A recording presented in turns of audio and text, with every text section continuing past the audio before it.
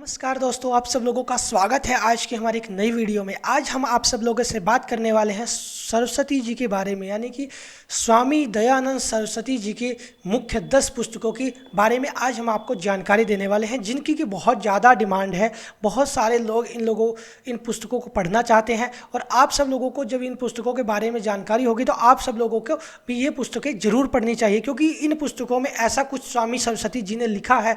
दयानंद सरस्वती जी ने इन पुस्तकों में अपना संपूर्ण ज्ञान दिया है। तो चलिए बात करते हैं।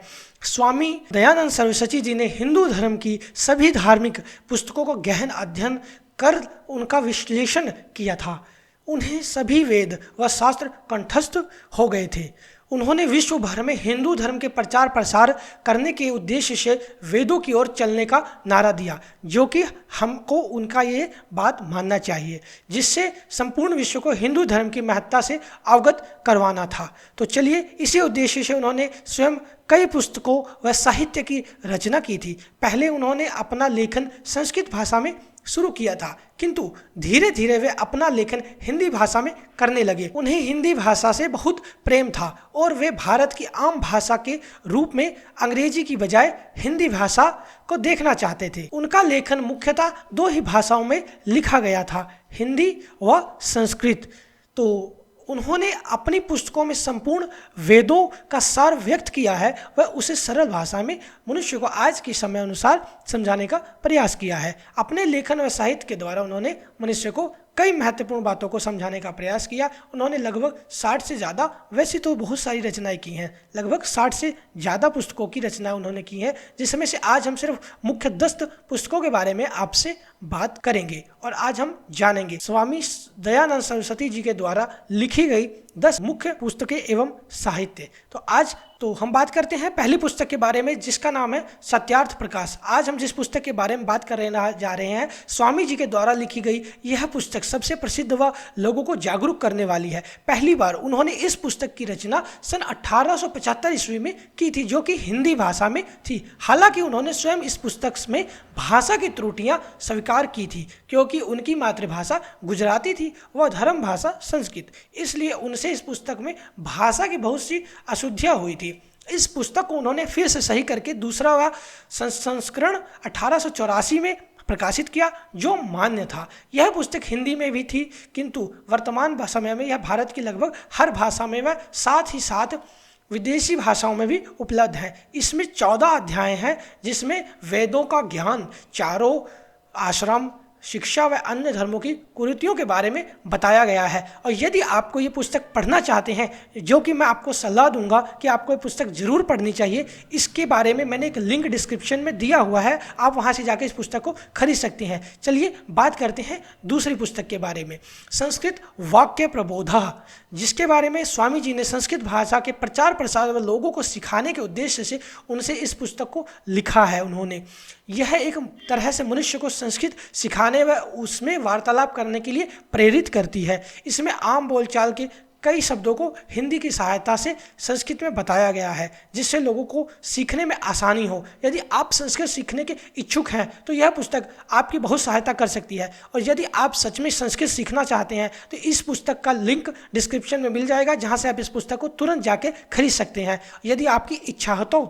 चलिए बात करते हैं तीसरी किताब के बारे में, जो कि है गो करुणा निधि। चलिए बात करते हैं गो करुणा निधि के बारे में, जो कि भारत देश कई वर्षों से अफगान, मुगल व स्वामी जी के समय अंग्रेजों के अधीन था। उन्होंने हिंदू धर्म को चिढ़ाने के उद्देश्य से गाय माता की बलि चढ़ाना, उनका मांस खाना, गोलियों के कारतूस में गाय का मांस लगाना जैसे प्रपंच कई रचे थे। इस कारण भारत की भूमि पर भी गाय माता को मारा जा रहा था। इसके लिए स्वामी दयानंद सरस्वती ने गाय माता की रक्षा, कृषि में उनके सहयोग, उनसे मिलने वाले लाभ, गोबर, गोमूत्र इत्यादि का प्रयोग इत्यादि का इस पुस्तक में वर्णन किया है, या ताकि समाज के लोगों में जागरूकता फैले व गो हत्या रुके। इसी के साथ उन्होंने इस पुस्तक में अन्य जीवों को भी न मारने व शाकाहार अपनाने की प्रेरणा दी। तो यदि आपको जीवन में ऐसी प्रेरणा मिलने के लिए कोई एक स्रोत मिलता है तो ये पुस्तक आपके लिए बहुत अच्छी है। मैं आपसे कहूँगा कि आपको ये पुस्तक अपने जीवन में एक बार तो अवश्य पढ़नी चाहिए। स्वामी जी की इस मेहनत के लिए आपको उनका धन्यवाद करना भी चाहिए। चलिए बात करते हैं चौथी पुस्तक के बारे में, जिसका नाम है आर्यो देश रत्नमाला। इसमें उन्होंने 100 ऐसे शब्दों को समझाया है जो हिंदू साहित्य में मुख्य तौर पर प्रयोग में आते हैं। इन शब्दों का प्रयोग उन्होंने अपने आगे के साहित्य में भी किया है। तो स्वामी दयानंद सरस्वती जी के द्वारा किए गए 10 समाज सुधार कार्य भी हैं, जिसके ऊपर अगर आप वीडियो बनाना चाहेंगे कहेंगे तो मैं अवश्य बनाऊंगा। तो उसके लिए हम किसी और टॉपिक पे किसी और वीडियो में बात करेंगे।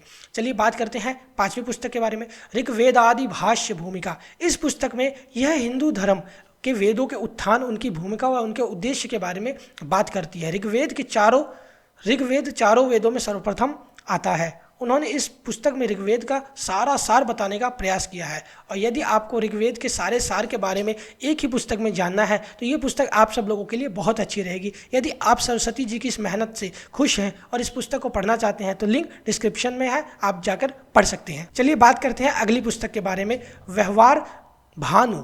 यह मनुष्य जीवन के प्रतिदिन के व्यवहार व कार्यों से जुड़ी पुस्तक है। मनुष्य के जीवन में प्रतिदिन क्या काम होता है, उसे उन्हें किस प्रकार करना चाहिए, किसके साथ कैसा व्यवहार करना चाहिए, क्या आदर्श अपनाने चाहिए इत्यादि के ऊपर प्रकाश डाला गया है। यदि आप ये पुस्तक पढ़ना चाहते हैं तो लिंक डिस्क्रिप्शन में है, आप जाके यहाँ से खरीद सकते हैं। चलिए बात करते हैं 7वीं पुस्तक के बारे में, चतुर्वेद विषय सूची। चारों वेदों पर लिखने से पहले उन्होंने एक पुस्तक प्रकाशित की जो उन पुस्तकों की विषय सूची थी। इसमें उन्होंने यह बताया कि वे आगे आने वाली पुस्तकों में वेदों की किस प्रकार व किस रूप में व्याख्या करेंगे, वह साथ ही उनके बारे में संक्षिप्त परिचय दिया है। तो यदि आप लोग पढ़ना चाहते हैं तो लिंक डिस्क्रिप्शन में है, ये पुस्तक भी आप जाकर वहाँ से पढ़ सकते हैं, खरीद सकते हैं। कहने का अर्थ है कि आप लिंक डिस्क्रिप्शन में है, वहाँ से आप जाके परचेज कर सकते हैं। चलिए बात करते हैं 8वीं पुस्तक के बारे में, ऋग्वेद भाष्य, यजुर्वेद भाष्य, अष्टाध्यायी भाष्य।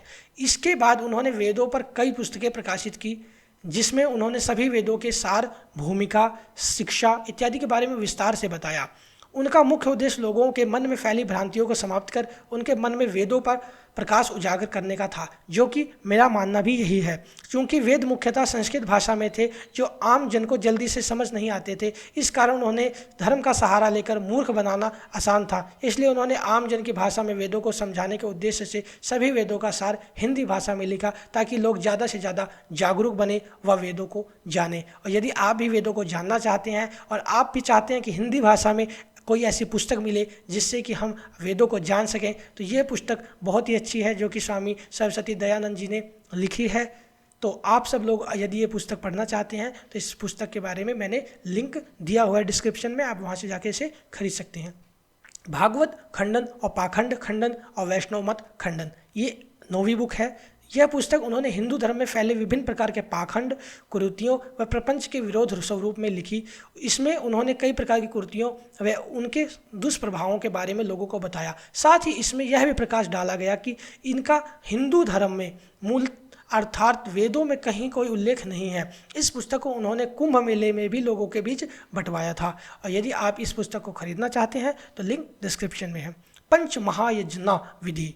तो चलिए बात करते हैं अंतिम पुस्तक के बारे में, आज की विशेष और आखिरी पुस्तक। इस पुस्तक में उन्होंने पृथ्वी के सभी अनमोल रत्नों जैसे कि भूमि, आकाश, वायु, जल इत्यादि को सुरक्षित व स्वच्छ रखने की बात कही है। साथ ही विभिन्न जीव जंतुओं, पेड़ पौधों और उचित सम्मान देना व उनकी हत्या न करने की प्रेरणा दी गई है। और यदि आप लोग इन 10 पुस्तकों को खरीदना चाहते हैं और आप लोगों को इच्छा है, यदि आप लोग इन पुस्तकों को पढ़ना चाहते हैं और मैं चाहता हूं कि आप सब लोग अपने भारतीय संस्कृति और हिंदू धर्म की संस्कृति को समझें।